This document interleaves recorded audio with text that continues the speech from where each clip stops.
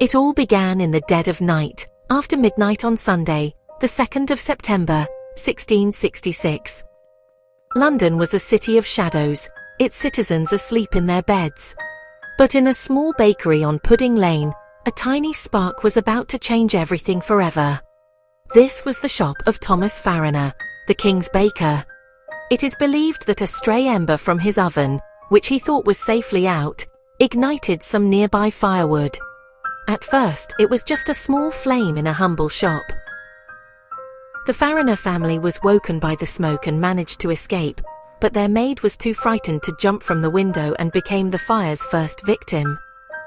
The fire should have been a small local incident, but 1666 London was a tinderbox waiting for a match. The city was a maze of narrow, twisting streets. The houses were built very close together, often with their upper floors jutting out over the street below, almost touching the house opposite. Most of these buildings were made of wood and covered in a sticky, flammable tar called pitch. This construction meant that fire could leap easily from one rooftop to another. It was a disaster waiting to happen, a city designed for destruction by flame. Making matters worse, London was experiencing a long, dry summer. A strong easterly wind had been blowing for weeks, drying out the timber of every house and shop. This wind acted like a giant bellows, fanning the small fire in the bakery into a terrifying blaze. The flames greedily consumed the wooden structures, and the wind pushed the fire west, straight into the heart of the richest part of the city. The weather conditions were perfect for a catastrophe. That single spark in a baker's shop was about to become a raging monster. One man who saw it all was Samuel Pepys. He was a government official who kept a detailed diary. On that first night, he was woken by his servant who told him about the fire. Pepys looked out of his window but thought it was far away and went back to sleep. He had no idea that this was the start of a fire that would consume his beloved city.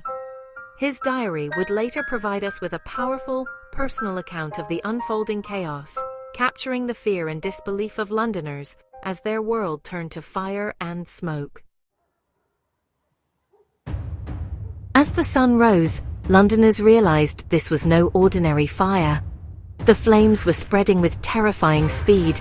The city's firefighting methods were hopelessly old-fashioned. People tried to fight the blaze with small leather buckets of water, passed hand to hand from the River Thames. But this was like trying to stop a flood with a teacup. The heat was so intense that the buckets of water turned to steam before they even reached the flames.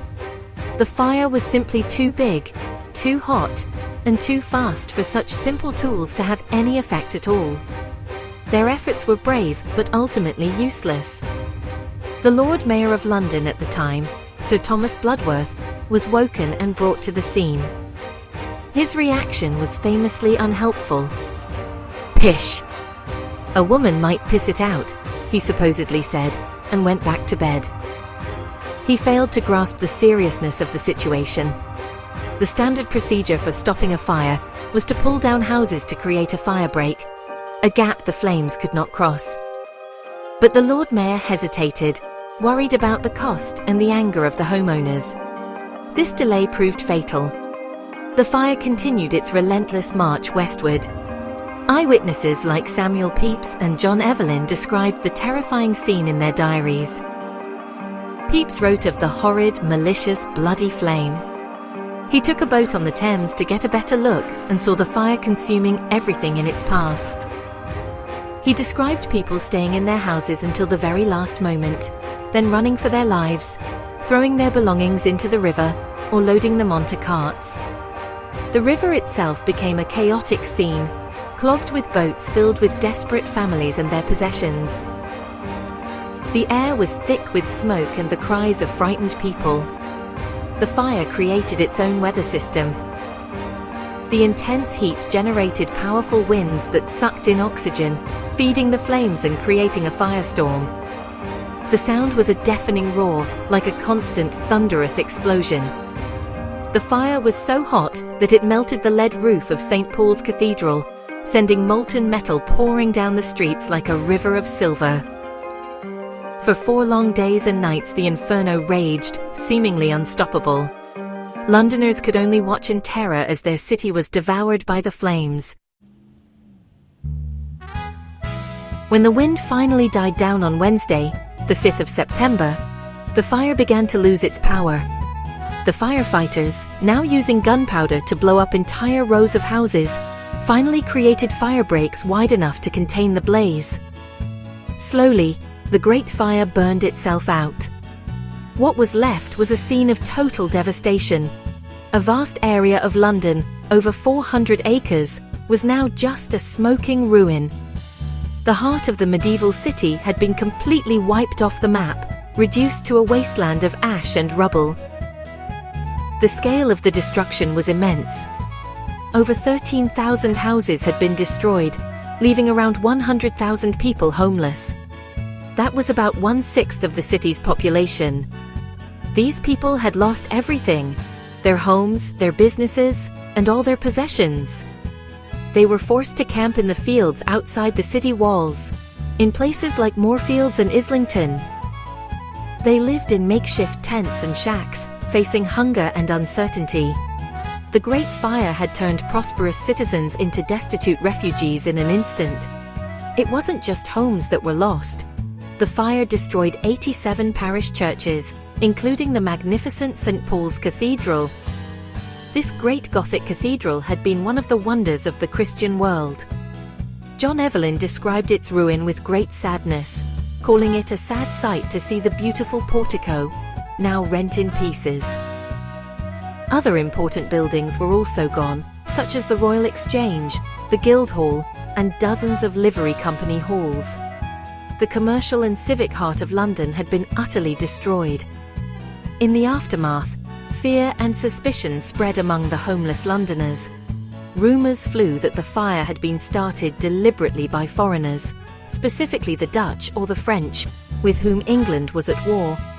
This led to attacks on innocent immigrants. A simple-minded French watchmaker named Robert Hubert even confessed to starting the fire. Although his story was full of contradictions, and he wasn't even in the country when the fire started, he was hanged. People needed someone to blame for the catastrophe that had shattered their lives. In the wake of the disaster, London had a unique opportunity to rebuild itself from scratch. King Charles II and architects like the brilliant Sir Christopher Wren saw a chance to create a new modern city. Wren proposed a grand plan with wide, straight avenues and beautiful public squares, similar to Paris. However, this radical vision was too expensive and complicated. People wanted to rebuild on their own land as quickly as possible. So, while the old medieval street plan largely remained, crucial changes were made to ensure such a fire could never happen again. The most important change was in the building laws. The Rebuilding of London Act of 1667 was passed. It stated that all new houses had to be built of brick or stone, not wood. The law also specified different types of houses for different streets, with thicker walls and standardized designs. Protruding upper floors were banned, and streets were made wider. These new regulations made the city far more resistant to fire. London would no longer be a wooden tinderbox, but a city of sturdy brick and stone, a much safer place to live.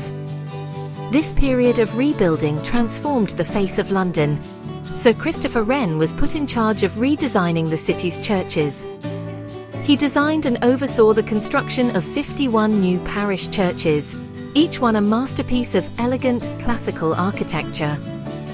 His greatest achievement, of course, was the new St. Paul's Cathedral. With its magnificent dome, it became a powerful symbol of London's recovery and resilience. The new cathedral rose from the ashes, grander than before, a beacon of hope for the reborn city. The Great Fire also led to the birth of modern property insurance. People had lost everything and wanted to protect themselves in the future. In 1680, an economist named Nicholas Barban, who had profited greatly from the rebuilding, set up the first fire insurance company, called the Fire Office. Other companies soon followed. They even employed their own private fire brigades to protect the properties they insured. The disaster taught Londoners a harsh lesson about risk, leading to new financial systems that helped make the city a global centre of commerce and a stronger, more resilient capital.